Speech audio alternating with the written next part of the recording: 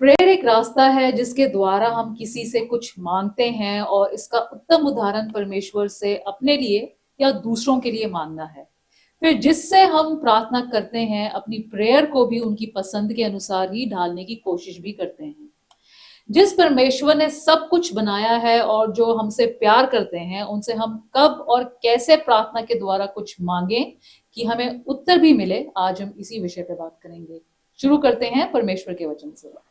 परमेश्वर का वचन हमने संत मत्ती की इंजील उसका 6वां अध्याय उसकी 5 आयत से लिया है। यहाँ इस प्रकार लिखा है, जब तू प्रार्थना करे तो कपटियों के समान ना हो, क्योंकि लोगों को दिखाने के लिए आराधनालयों में और सड़कों के मोड़ों पर खड़े होकर प्रार्थना करना उनको अच्छा लगता है। मैं तुमसे सच कहता हूँ कि वे अपना प्रतिफल पा चुके।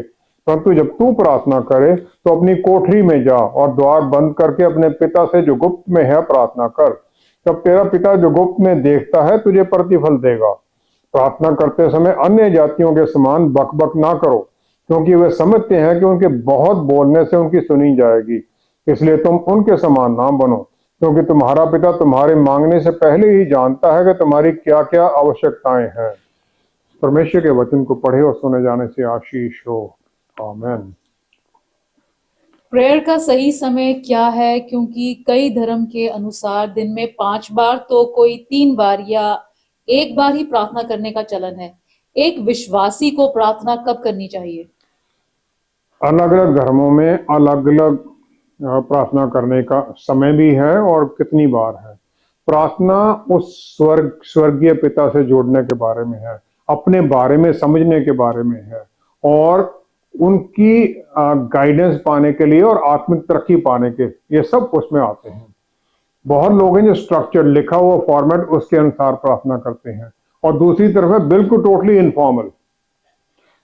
बहुत जो धर्म हैं सेट पैटर्न में जाते हैं और टाइमिंग भी उनका एग्जैक्ट है, और वो रिटन डाउन फॉर्मेट है, फॉर्मल प्रेयर्स हैं। और इनफॉर्मल प्रेयर जो है वो फॉलो आमतौर पर बहुत लोग वो करते हैं, इंडिविजुअली भी। तो जब हम ये देखते हैं इंडिविजुअल प्रेयर और प्रार्थना जो दूसरों के लिए की जाती है किस प्रकार वो होती है। मुस्लिम जो हैं, मुस्लिम धर्म में 5 बार प्रार्थना की जाती है, जो कि मैंडेटरी जरूरी है। उसके साथ इनफॉर्मल प्रेयर्स भी हैं। यहूदी लोग 3 बार प्रार्थना करते हैं, 1 बार उससे पहले, चौथी प्रार्थना जो उनकी सवेरे उठते सारी प्रार्थना करते हैं।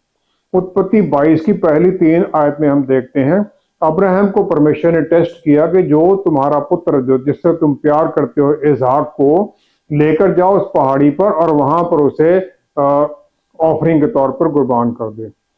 आज्ञाकारिता में अब्राहम सवेरे जल्दी उठता है, अपने गधे को लेकर और नौकर को लेकर बेटे को लेकर चल देता है सैक्रिफिशियल ऑफरिंग के लिए। इस प्रकार अब्राहम के नाम पर सवेरे की प्रार्थना यहूदी करते हैं, क्योंकि उन्होंने ये शुरू की थी। सुबह सुबह जो हमारे जीवन में नया दिन शुरू होता है और परमेश्वर के सामने उस नए दिन के लिए हम बल मांगते हैं प्रार्थना के द्वारा। सवेरे की प्रार्थना में यह भी है कि जो हमारा बेस्ट है वो हम परमेश्वर के सामने देते हैं। हमारी पूरी अटेंशन उस समय बनी होती है, किसी तरह की कोई डिस्ट्रैक्शन नहीं है, और फिर हम उनकी प्रार्थना सुनने के लिए तैयार हैं ताकि सारा दिन फिर हम उनकी आज्ञाकारिता में चल सकें। उत्पत्ति 24 अध्याय उसकी 63 आयत में हम देखते हैं, इसहाक लहरोई से वापस आ रहा था और सांझ के समय वह मैदान में ध्यान करने के लिए निकला था, और उसने आंखें उठाकर क्या देखा कि ऊंट चरे आ रहे हैं, जिन पर के रिबेका को इलियाजर लेके आया था। और उसने हमें ये सिखाया कि दिन में जब हम पूरी व्यस्त होते हैं काम में, उस समय भी दिन के मध्य में समय निकालना परमेश्वर के साथ जुड़ने के लिए, प्रार्थना करने के लिए, और फिर जो हमने कर दिया है उसके बारे में सोचना, और जो बाकी बचा है उसके लिए बल प्राप्त करना ताकि उसे पूरा किया जा सके।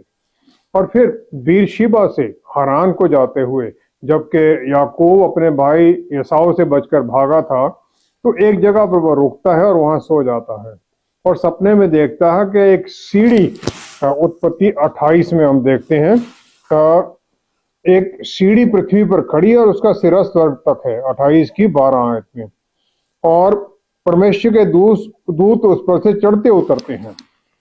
Angel ascending and descending on it. और परमेश्वर ने फिर उसे वायदा कर दिया कि मैं तुम्हें, उसी सपने में वायदा किया कि मैं तुम्हें वापस अपनी जगह पर लेके आऊंगा। जब रात्रि होती है तब फिर जो हमने काम किया है दिन में उसको हम रिव्यू करते हैं और फिर देखते हैं क्या क्या आज रह गया है हमारा, और उसके बारे में फिर हम ये रियलाइज करते हैं, हमें ये ध्यान करते हैं हम कि दिन सदा के लिए नहीं रहता है, सिर्फ स्वर्ग में ही है जहां रात होती ही नहीं है। इसी प्रकार जीवन भी हमारा शॉर्ट है। और फिर हम प्रार्थना करते हैं जो रात की जो ठंड है उससे बचने के लिए, पिता परमेश्वर की गोद में आराम पाने के लिए और रेस्टोर होने के लिए, अगले दिन की गाइडेंस प्राप्त करने के लिए बैठ जाते हैं। याकूब का जीवन तरह तरह के ट्रायल्स, चैलेंजेस से भरा हुआ था, लेकिन उसने कभी भी अपने मन को नीचा नहीं किया, जोश में भरा रहा। जब वो वैली में था तो वहां से भी वो ऊपर पहाड़ी को देखता था कि मैंने इसको चढ़ना है, और उसके लिए तैयार होकर चलता रहता था नई एनर्जी पाकर। उत्पत्ति 47 अध्याय उसका 9वीं आयत में हम देखते हैं, तो फिरौन ने जब जब याकूब यूसुफ के पास चला जाता है मिस्र में, तो फिरौन ने उसे पूछ लिया तुम्हारी उम्र क्या है। तो फिर वो उत्तर देता है मैं 130 वर्ष परदेसी होकर अपना जीवन बिता चुका हूं, मेरे जीवन के दिन थोड़े और दुख से भरे हुए भी थे। My life was full of challenges. और फिर वो इसकी बात करते हुए वो ये भी कहता है कि मेरे बाप दादों जो पुरखों के बराबरी में मेरे दिन अभी नहीं हुए हैं, अब्राहम इसहाक के बारे में। और इसके साथ साथ वो ये भी पहचान कर लेता है कि परमेश्वर का हाथ उसके ऊपर इस यात्रा में बना रहा है। अब्राहम का जीवन हमारे सामने दया और प्यार को जाहिर करता है, इसहाक हमारे सामने न्याय और परमेश्वर का भय और आदर को जाहिर करता है। लेकिन याकूब का जीवन इन दोनों को मिलाकर सच्चाई और अनुग्रह को जाहिर करता है। और फिर हम ये सब कुछ देखते हैं परमेश्वर के पुत्र प्रभु यीशु के जीवन में, जो कि एक सच्चे यहूदी हैं, जिनमें अनुग्रह और दया दोनों हर चीज के ऊपर हावी हैं। सबसे प्रेडोमिनेंट उनका अनुग्रह और दया है। हमारी जो प्रार्थनाएं हैं वो परमेश्वर की तरफ जुड़ चलती हैं, ताकि हम इस दुनिया की जो अट्रैक्शन, दुनिया की जो लुभावनी बातें हैं, धन है, अहंकार है, या दूसरी पोजेशन जो हमारी हैं, जो हमारे जीवन को डिफाइन करने लग जाती हैं, उससे हम हटकर परमेश्वर से जुड़े। प्रभु यीशु ने कभी भी ये नहीं कि एक स्पेसिफिक टाइम पर ही प्रेयर करते थे, उन्होंने प्रेयर करना जब भी बिजी हैं तब भी प्रेयर करते थे, वो जब भी उन्हें समय मिलता, जहां पर भी वो कर सकते थे। लूका 6 की 12 आयत में, लूका 6 की 12 आयत में हम देखते हैं प्रभु यीशु वह पहाड़ पर प्रार्थना करने गए और परमेश्वर से प्रार्थना करने में सारी रात बिताई। सारी रात को प्रार्थना करते रहे, जब उन्हें समय मिला कर दिया। और फिर वो किसी भी मेजर जो काम होने वाला उससे पहले प्रार्थना करते थे, उसके दौरान प्रार्थना भी करते थे, उसके बाद में भी प्रार्थना करते थे धन्यवाद के लिए। अकेले थे तब भी प्रार्थना करते थे, अगर चेले साथ में है तो उनके साथ भी प्रार्थना करते थे। उनके लिए सबत का दिन, उस दिन प्रार्थना करना या कुछ भी काम करना कोई गलत नहीं था। यूहन्ना 5 की 17 के अनुसार उन्होंने कह दिया कि मेरे पिता अब तक काम करते हैं और मैं भी काम करता हूं। क्रिश्चियन जो हैं, जो इनिशियल जो बने थे वो सिर्फ यहूदी लोग ही थे, और उन्होंने वही पैटर्न जो था प्रेयर का जो पहले चलता था वही उन्होंने किया। 3 समय प्रार्थना करना, सवेरे अब्राहम की तरह, दिन में इसहाक की तरह, और शाम को 3 बजे याकूब की तरह। कुलूसियों 1 अध्याय 17 आयत में पौलुस रसूल ने हमें सिखा दिया प्रभु यीशु के बारे में। उन्होंने कहा सब कुछ उन्हीं में ही स्थिर रहती हैं, और फिर उन्होंने ये कह दिया कि प्रभु यीशु पिता परमेश्वर की इच्छा पूरी करने के लिए काम करते रहे यहाँ धरती के ऊपर, जिस तरह स्वर्ग में होती है, ताकि जीवन चलता रहे यहाँ पर। भजन संहिता 121 उसकी 4थी आयत में हम देखते हैं, जो भजनकार है वो कहता है सुन इज़राइल का रक्षक ना ऊँघेगा ना सोएगा। परमेश्वर हमारा ना सोता है ना ऊँघता है। जो इस प्रकार का परमेश्वर है जिसकी नजर हमेशा हमारे ऊपर लगी हुई है, जब भी हम पुकारते हैं तो हमारा उत्तर देने के लिए तैयार है वो। और किसी भी परिस्थिति में बैठे हैं, किसी तरह भी बैठे हम, उनके कान हमारे ऊपर लगे रहते हैं। जिस प्रकार एक प्यार करने वाली माता के कान अपने छोटे बच्चे के ऊपर लगे रहते हैं, जो ही वो चिल्लाता है भागती है उसकी तरफ, उसकी सहायता करने के लिए, देखने के लिए। पिता परमेश्वर चाहते हैं हम उनकी अधीनगी में आए, उनके रास्तों पर चलें, और वो हमारे मनों को जानते हैं कि हमारे जो प्रार्थना है उसके अंदर छुपा हुआ मकसद क्या है, और जो मकसद हम भी कभी कभी नहीं ध्यान देते हैं, और फिर वो डायरेक्टली नहीं हम समझते हैं, लेकिन वो फिर क्लियरली डिफाइन हो जाता है परमेश्वर के सामने, क्योंकि वो जानते हैं सब कुछ। और फिर प्रार्थना हमारी जो सही है उसका उत्तर हमें मिलता ही मिलता है, चाहे किसी भी तरह हम प्रार्थना करें। अलग अलग धर्म अपने लोगों को निर्धारित प्रेयर करने को कहते हैं। क्या एक विश्वासी को भी प्रभु यीशु द्वारा बताई गई प्रेयर पर ही निर्भर रहना चाहिए? मत्ती 6 अध्याय में 5 से 13वीं आयत तक प्रभु यीशु ने अपने विश्वासियों के लिए एक प्रार्थना का मॉडल दे दिया। उसमें पहला हिस्सा है कि हमें क्या नहीं करना है। हमें ये सिखाया गया है कि अपनी जो हम अपने आप को समझते हैं बहुत स्पिरिचुअल हैं, आत्मिक हैं, और दूसरों को इम्प्रेस करने के लिए हम जो लंबी लंबी प्रार्थनाएं करने लग जाएं बाहर खड़े होके, वो मत करें। यिर्मयाह 17:9 से 10 आयत में पहले तो यिर्मयाह जो नबी हैं वो कहती हैं कि मन के बारे में जांचना कितना मुश्किल है।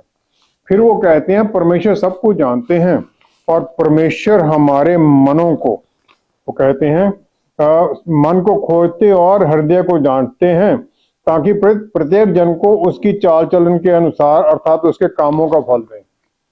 परमेश्वर जांचते हैं, परमेश्वर सब कुछ जानते भी हैं। तो परमेश्वर से हम कुछ भी छुपा नहीं सकते कि हमारे प्रार्थना में हमारा मकसद क्या है। दूसरों को इम्प्रेस करने का है, या कोई किसी तरह का कोई बुरा हम कोई डिजाइन तो नहीं लेके आए हुए, मन में विचार लेकर आए हुए। हमारे मुक्तिदाता ने हमें बिल्कुल क्लियर कहा है कि जो इस प्रकार प्रार्थनाओं का दिखावा करते हैं उन्हें उनका प्रतिफल इस जीवन में ही मिल जाता है। उनका जो प्रतिफल, रिवॉर्ड जो है वो धरती का है। दूसरे लोग वाह वाह करते हैं उनकी, क्योंकि इंप्रेस हो जाते हैं उनकी पवित्रता को देखकर, ये उनका रिवॉर्ड है। दूसरा पॉइंट आता है जो कि पहले से ही जुड़ा हुआ है कि सैंक्टिटी, उसकी जो हमारी प्रेयर है पर्सनल है। प्रेयर पिता परमेश्वर के साथ डायलॉग है, बातचीत है, जिसमें दोनों पार्टीज बात उत्तर देते हैं। हमने बोला परमेश्वर का उत्तर भी मिलता है। बहुत लोग अपनी प्रार्थना की और चलो थैंक यू चले गए, ये सोचते भी नहीं परमेश्वर उसका उत्तर भी देंगे। फिर वो मोनोलॉग है, हमने कहा, हम परमेश्वर को बोल देते हैं ये मैंने कह दिया इसके अनुसार काम कर लो, उसकी सुनते ही नहीं है परमेश्वर की। तो फिर हम तीसरा है इसके साथ जुड़ा हुआ कि अपने आप को हर तरह की जो हमारे चारों तरफ डिस्टर्बेंस है उनसे अलग करना। हमारे जीवन की जो परिस्थितियां हैं, जो उनका कोलाहल हमारे अंदर चल रहा है, उससे बचना। आमतौर पर पहले आराधना होती है, उसके बाद में प्रेयर की जाती है, जहां पर आराधना में माइंड, हार्ट, सोल और बॉडी, पूरा शरीर को परमेश्वर के ऊपर केंद्रित किया जाता है। ये होता है जैसे प्रभु यीशु ने कहा अपने कमरे में जाओ और दरवाजा बंद करो। ये उस प्रकार हो जाता है कि हम जो दुनिया की डिस्ट्रैक्शंस हैं चारों तरफ, उससे बचें। चौथा है कॉन्फिडेंशियल है प्रेयर, मेरा और परमेश्वर के बाद बातचीत है। क्योंकि हमारी जो ये प्रार्थनाएं स्पेसिफिक हैं, तो फिर हम ये दूसरों को ढंढोरा ना पीटता फिरें कि हमने क्या कहा, उसको मुझे क्या उत्तर मिला। परमेश्वर को किसी ने देखा नहीं है। परमेश्वर हमारी प्रार्थनाओं को गुप्त में सुनते हैं और गुप्त में ही हमें उत्तर देते हैं। सबके सामने उत्तर मिलता है हमें, और हम दूसरों के सामने मत बताएं। पांचवा है ब्रीफ बात करें, टू द पॉइंट, जिसके लिए हमें पहले तैयारी करनी पड़ती है कि हमने मांगना क्या है। और ये फिर जो प्रभु यीशु ने कहा फालतू की बकबक मत करो, वो बंद हो जाती है। हम अपना मकसद क्या है प्रार्थना मांगने का, जो हम मांग रहे हैं उसका क्यों मांग रहे हैं हम, ये बताने की हम कोशिश कर सकते हैं प्रार्थना में। हालांकि परमेश्वर जानते हैं, परमेश्वर सब कुछ समझते हैं, लेकिन ये नहीं है कि हम छोटी छोटी प्रार्थना इसलिए करने को कहा गया है कि परमेश्वर के पास टाइम ही नहीं हमारे लिए। उनके पास खुला टाइम है, लेकिन वो हमें सिखाना चाहते हैं कि हम क्या बोल रहे हैं उसके मुताबिक बोलें। छठा है, हमारी प्रार्थना में कोई रुकावट तो नहीं है, उसको देखें। मत्ती 5 की 22-23 आयत में हम देखते हैं, प्रभु यीशु ने कहा कि अगर तुम अपने भाई के साथ किसी कारण से, बगैर किसी कारण के तुम क्रोध में हो, तो तुम जजमेंट के लायक होगे, जजमेंट तुम्हारे ऊपर आएगी। तो वो कहते हैं अपनी भेंट जो यहाँ लेके आए हो तुम उसको वहीं छोड़ दो, पहले अपने भाई से जाकर सुलह करो, उससे बातचीत करो, उसको निपटाओ, फिर परमेश्वर के पास आओ प्रार्थना के लिए। सातवां है, उत्तर की हम आशा करेंगे, उत्तर मिलेगा ही मिलेगा। यूहन्ना 14 की 14 आयत में, यूहन्ना 14 की 14 आयत में प्रभु यीशु ने कह दिया, यदि तुम मुझसे मेरे नाम से कुछ मांगोगे तो मैं उसे करूंगा, मेरे नाम में कुछ मांगोगे मैं कर दूंगा। ये उनका वायदा है। परमेश्वर सच्चे हैं और उनका वचन भी सच्चा है, जो उन्होंने कहा गया वो सब सच्चा है। जब हम परमेश्वर का कोई वायदा अपनी प्रार्थना में बोलते हैं तो हम ये उनसे प्रार्थना करते हैं, आपने ये वायदा यहाँ किया है, अब मैं आशा करता हूँ आप इसको पूरा करें मेरे जीवन में। और फिर भी अगर प्रार्थना का उत्तर नहीं आता तो हमें अचंभा होना चाहिए, हमें अपने अंदर जांचना चाहिए कि मेरे अंदर तो कोई ऐसी बात नहीं जिसके कारण प्रार्थना रुकी हुई है। मत्ती 6 की फिर 9 से 13 आयत में हम देखते हैं मॉडल प्रेयर जो है, जो कि अनगिनत लोग पूरे संसार में हर दिन करते हैं, जो कि परमेश्वर का राज्य इस धरती पर स्थापित हुआ देखना चाहते हैं। उसमें सबसे पहला जो इम्पोर्टेंट पार्ट है वो प्लान करने के बारे में है कि हम आज के लिए आशीषें मांग रहे हैं। तो कहते हैं आज की रोटी मुझे दे, आज के लिए हम मांग रहे हैं, उसके लिए प्लान करते हैं। परमेश्वर अब हम सब के लिए पूरा ध्यान देते हैं, हमारे केस पर, और फिर हमारी जरूरतों को पूरा भी करना चाहते हैं। हम भविष्य के लिए प्लान जरूर करें, यह नहीं कि कुछ नहीं करना है, लेकिन रहे हम प्रेजेंट के अंदर ही। वो जो आगे वाले सालों का जो बादल है उसमें मत घूमते रहें हम। जो ये प्रार्थना है हमें ये भी सिखाती है कि परमेश्वर की इच्छा के अनुसार चलना है, उनकी इच्छा को समझना है और फिर उनकी इच्छा इस धरती पर पूरी हो उसके लिए कोशिश करनी हमने। जब हम ये प्रार्थना प्रभु यीशु की सिखाई हुई बोलते हैं तो उसके साथ हम अपनी प्रार्थनाओं को जोड़ देते हैं। ये जो मॉडल प्रेयर है ये हमारी जो स्पेसिफिक खास जरूरतें हैं उनको नहीं दर्शाता है, लेकिन हमें जो चैलेंज हमारे जीवन में वो भी वहां नहीं पता चलते हैं, वो नहीं लिखा गया, क्योंकि हर एक की अपनी अपनी जरूरतें हैं, हर एक की अपने चैलेंज हैं। जब हम प्रार्थना में वो सब जोड़ते हैं तब पूरी होती प्रार्थना। जब हम प्रार्थना की और जो क्षमा करने की जरूरत है उसे पूरा कर देते हैं, अपनी प्रार्थनाओं को परमेश्वर की इच्छा के साथ जोड़ लेते हैं, अपनी जो कमजोरियां उनको पहचान लेते हैं, तब फिर हम परमेश्वर को इन सब में सहायता के लिए प्रार्थना करते हैं। पहला थिस्सलुनीकियों 5वां अध्याय उसकी 17-18 आयत में पौलुस रसूल ने कहा, सदा आनंदित रहो, निरंतर प्रार्थना में लगे रहो। और फिर आगे उन्होंने कहा, हर बात में धन्यवाद करो क्योंकि तुम्हारे लिए मसीह यीशु में परमेश्वर की यही इच्छा है। हर बात में धन्यवाद भी करो, ये परमेश्वर की इच्छा है हमारे लिए।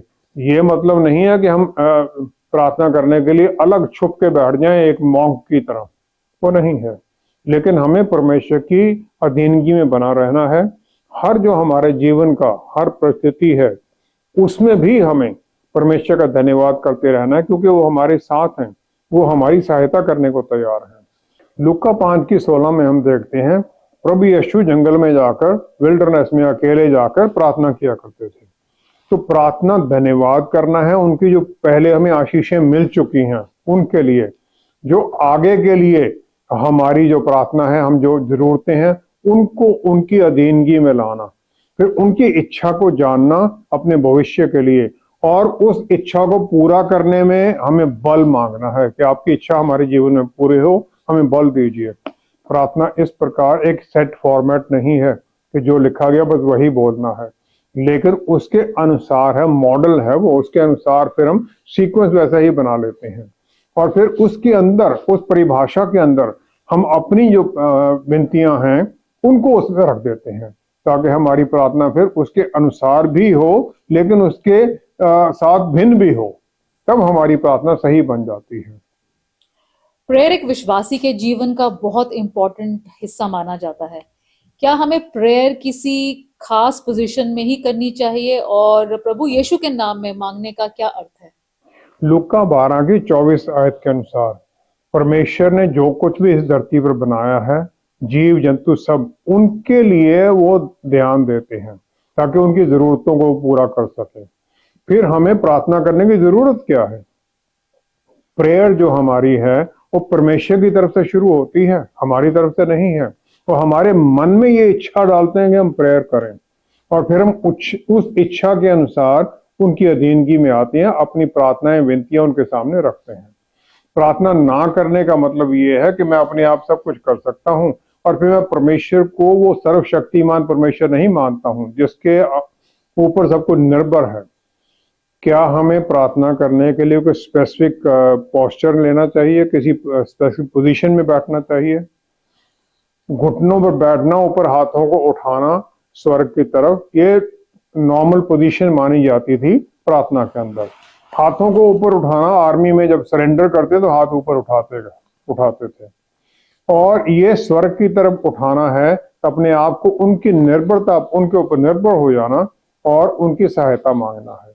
तो ये किसी पर्टिकुलर पोजीशन के बारे में नहीं है, लेकिन अंदर हमारे क्या है, क्या चल रहा है, वो निर्भर है, हम क्या अंदर से अधीन हैं। एक आराम की पोजीशन में बैठें, परमेश्वर के ऊपर ध्यान केंद्रित करें, उनके वचन पर मनन करें। फिर जब ध्यान पूरी तरह केंद्रित हो जाए तो परमेश्वर से जो स्वर्ग में है उनसे प्रार्थना करें। क्या हमें प्रार्थना पिता या पुत्र या पवित्र आत्मा के नाम पर करनी चाहिए? मत्ती 6:9 के अनुसार जो मॉडल प्रेयर प्रभु यीशु ने बताई है वो हमारे पिता जो स्वर्ग में है उनके लिए है और हमें भी उसी प्रकार करना है। संत यूहन्ना की इंजील उसका 17 अध्याय की 15 आयत में प्रभु यीशु पिता परमेश्वर से प्रार्थना करते हैं। वो कहते हैं, मैं यह विनती नहीं करता कि आप इन्हें जगत से उठा लें, परंतु यह कि आप इन्हें उस दुष्ट से बचाए रखें। दुष्ट कौन? शैतान। कि हमें शैतान के चंगुल से बचाए रखें, उनकी प्रोटेक्शन में बने रहें हम परमेश्वर की। और फिर वो आगे 22 आयत में कह देते हैं, जो महिमा आपने मुझे दी मैंने उन्हें दी है कि वे वैसे ही एक हों जैसे कि हम एक हैं। जो महिमा परमेश्वर से वो पाकर आए थे, वो महिमा थी दूसरे आदम की महिमा, परमेश्वर की महिमा नहीं लेके आए थे। परमेश्वर की महिमा तो वहीं छोड़कर आए थे वो, और फिर वो हमें वो महिमा दे देते हैं, हमें बल, उनका बल हमारे अंदर काम करने लग जाता है। इब्रानियों की पुस्तक उसका 7वां अध्याय उसकी 25-26 आयत में हम देखते हैं, प्रभु यीशु हमारे महायाजक हैं और वो हमारे परमेश्वर के पास आते हैं हमारे लिए, क्योंकि वो उनका पूरा पूरा उद्धार कर सकते हैं, क्योंकि वह उनके लिए विनती करने के लिए सर्वदा जीवित हैं। वो हमारे महायाजक हैं।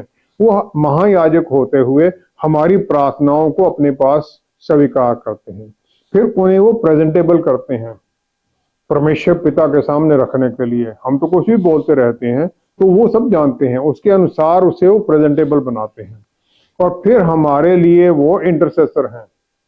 वो प्रार्थना फिर आगे करते हैं पिता परमेश्वर के साथ। हम उनके नाम से मांगते हैं पिता परमेश्वर से, और पवित्र आत्मा परमेश्वर इसमें हमें सहायता करते हैं हमें प्रार्थना कैसे करनी है पिता से, क्योंकि ये सब कुछ पिता पुत्र और पवित्र आत्मा एक हैं। तो हमारी जो प्रार्थनाएं हम पिता को एड्रेस करते हैं वो तीनों के पास पहुंच जाती हैं। ऐसी कौन सी प्रार्थनाएं हैं जो पिता परमेश्वर रिजेक्ट कर देते हैं? पहला यूहन्ना 4 अध्याय उसकी 8वीं आयत में हम देखते हैं, वहां लिखा है परमेश्वर प्यार है लेकिन वो न्यायी भी है। कोई भी प्रार्थना जो उनके रास्तों, उनकी इच्छा के अनुसार नहीं है, जिसके द्वारा उन्हें महिमा नहीं मिलेगी, जब हम उनका उत्तर हमें मिलेगा या प्रार्थनाओं का उत्तर मिलने के बाद किसी दूसरे को आशीष मिलेगी, अगर उसके अनुसार नहीं है या प्रार्थना के अंदर हमारा कुछ छिपा हुआ एजेंडा चल रहा है, हम चाहते कुछ और हैं, बोल कुछ और रहे हैं, परमेश्वर तो सब कुछ जानते हैं, उसका उत्तर नहीं मिलेगा। जो परमेश्वर को शक करता है उसको भी उत्तर नहीं मिलेगा, क्योंकि जो परमेश्वर पर शक कर रहा है उसके ऊपर उसका विश्वास ही नहीं है, तो परमेश्वर को उसका उत्तर देने में कोई बाध्य नहीं है वो। जब हम उस पर विश्वास ही नहीं करते हैं तो उत्तर क्यों दें वो? क्या हमें एक ही प्रार्थना को बार बार करते रहना चाहिए? प्रभु यीशु ने जो आधी रात को एक मित्र के घर में रोटी मांगने के लिए जाता है, लूका 11 की 5 से 8 आयत के अनुसार, और दूसरा वो जो जज है जिसके सामने विधवा जाती है न्याय मांगने के लिए, लूका 18 की 2 से 5 आयत तक, उस दोनों पैराबल में प्रभु यीशु ने हमें सिखा दिया बार बार प्रार्थना करते रहें जब तक कि हमें उत्तर नहीं मिल जाता है। जहां ये क्लियर नहीं हो जाता कि परमेश्वर उत्तर नहीं देंगे या उत्तर ऐसा मिल गया है जो हमने समझा ही नहीं है, प्रार्थना हम करते रहें, समझ में परमेश्वर समझाएंगे, और सालों साल तक प्रार्थना करते रहना चाहिए हमें जब तक उत्तर नहीं मिलता है, या जब तक हम तैयार नहीं हो जाते तब तक परमेश्वर उत्तर नहीं देंगे। अगर हम उत्तर मिलने पर अहंकार से भर जाएंगे, परमेश्वर हमें उत्तर नहीं देंगे। प्रभु यीशु के नाम में प्रार्थना करने का सही मतलब क्या है? प्रभु यीशु के नाम में प्रार्थना करना कोई मंत्र नहीं है, ये उनके नाम में जो उनका चरित्र, उनका चाल चलन है, उसके साथ, उनकी इच्छा के साथ अपनी प्रार्थना को जोड़ना है। और ये हमें अपने आप को पिता परमेश्वर के सामने प्रभु यीशु की अथॉरिटी में जाना है, उनके पुत्र की अथॉरिटी में जाना है, उनके रिप्रेजेंटेटिव बनकर जाते हैं हम, कि हम उनके नाम में आ रहे हैं, उनके नाम में ही हमें ये उत्तर हम लेना चाहते हैं। और फिर हमें यह भी याद रखना है कि जो हम विश्वास करते हैं वो हमारे विश्वास के अनुसार मिलता है, क्योंकि विश्वास जो है हमारी प्रार्थना में जैसे वो कैटलिस्ट की तरह काम करता है, उसे बल देता है। धन्यवाद का जो एटीट्यूड है वो परमेश्वर के मन के द्वार को खोलने में हमारी सहायता करता है। हम परमेश्वर से ऐसी चीजों को, छोटी छोटी चीजों को मांगकर उनका अनादर ना करें। जो हमारे वश में है उसे क्यों हम मांगे? परमेश्वर है वो जिन्होंने सब कुछ बनाया है, हम प्रार्थनाएं ऐसी रखें जो हमारे वश में नहीं है। भजन संहिता 81 की 10वीं आयत में परमेश्वर कहते हैं, तो अपना मुंह पसार मैं उसे भर दूंगा। उनकी कैपेसिटी हमारी समझ से बाहर है। हमारी तो जो जरूरतें हैं बहुत हम बड़ी समझते हैं, लेकिन वो उनके सामने बहुत कम है। तो फिर हम मांगे उनसे मुंह खोलकर। उत्पत्ति 12 की पहली 3 आयत में परमेश्वर ने अब्राहम को आदेश दिया कि अपने लोगों को छोड़ दे, अपनी जगह को छोड़ दे और उस जगह पर जा, मैं तुझे दिखाऊंगा, ताकि तू दूसरे लोगों के लिए आशीष का कारण बने और तेरे द्वारा कौमों को आशीष मिले। वो विश्वास में चलता है, उसे उत्तर पता नहीं है, कहां से उत्तर आएगा उसे वो भी पता नहीं है। इसी प्रकार हमें भी चलना है ताकि हम विश्वास में फिर परमेश्वर को ढूंढें, उनसे प्रार्थना करें, तो फिर उनकी प्रार्थना के जो उत्तर मिलता है प्रार्थना का, उनमें उनकी महिमा हो, ताकि उत्तर मिलने में हम भी दूसरों के लिए आशीष का कारण बने। तब हमारी प्रार्थना का सही मतलब निकलता है। हमें एक्चुअली दूसरों के लिए आशीष भी बनना है। आइए हम प्रार्थना करें। पिता परमेश्वर, क्या ही धन्य है आपका हमारे लिए अपना प्यार आपने जाहिर कर दिया अपने पुत्र के द्वारा, ताकि हम आपसे जुड़ सकें, रिश्ता हमारा दोबारा स्थापित हो सके और फिर हम आपसे मांग सकें उसी आपके प्यारे पुत्र के नाम में, उनकी इच्छा के अनुसार, ताकि हमारे जीवन में पिता परमेश्वर आपकी इच्छा पूरी हो और फिर हमारे जीवनों के द्वारा दूसरों को भी आशीष मिले। जितने हम जुड़े हुए हैं दयालु प्रभु इस प्रार्थना में, हम सबके मनों में जो भी प्रभु इच्छा इस समय हम प्रार्थना के लेकर बैठे हैं उसका उत्तर दीजिए, ताकि प्रभु हम भी आनंदित हों और आपका धन्यवाद करते हुए आनंद में बने रहें। पिता परमेश्वर सब कुछ प्रभु यीशु के पवित्र नाम में मांगते हैं। आमीन, आमीन, आमीन। परमेश्वर ने हमें चुना है और पापों की माफी के द्वारा अपनी परिवार का हिस्सा बनाया है। इसमें हमारी कोई अच्छी बात नहीं बल्कि उनका अनुग्रह है। जब हम उनसे विश्वास में मांगते हैं तो उनकी इच्छा यही होती है कि जल्दी से हमें सब मिल जाए। लेकिन जो हम मांगते हैं, क्या उसे प्राप्त करने के बाद हम कहीं उन्हीं से ही तो दूर नहीं हो जाएंगे? Thank you so much for watching. See you next time. Stay blessed. Shalom.